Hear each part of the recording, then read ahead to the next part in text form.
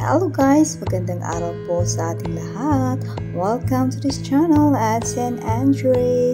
So, andito po tayo ngayon sa Emerald Suites Cagayan de Oro, Misamis Oriental.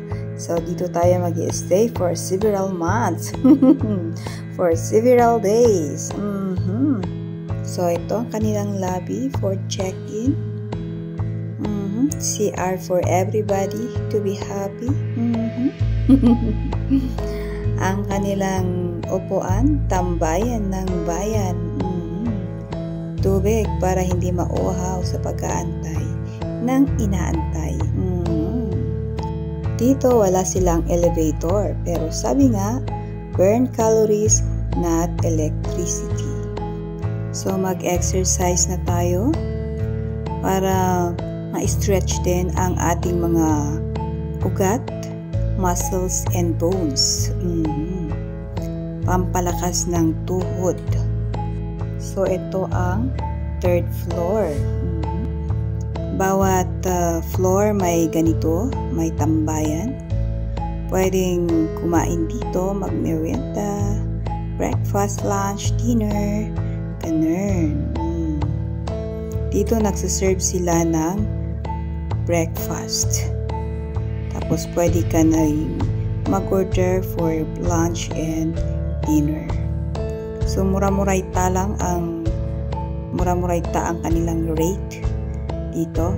Yung sa room namin 1,350 per night. Yan. So ito, 4th floor na ito. So dito na tayo. Yan. So pakita ko lang yung tambayan ng bayan. Tambayan ng 4th floor. So maganda ang location ng hotel na ito kasi malapit sa SM CDO, Downtown Premier. Yan. At sa kabila naman is Centreo Mall, Ayala Mall. Lapit-lapit lang ng mga malls. So maganda mag-shopping. So ito na ang ating room. Room 401. Pasok tayo. Yan. Bubungad sa atin ang malaking cabinet. Talagang pang isang buwan. Yan. Diba? Lovely talaga. Yarn. Yarn. Oh, yan. May TV. Yan. At may aircon.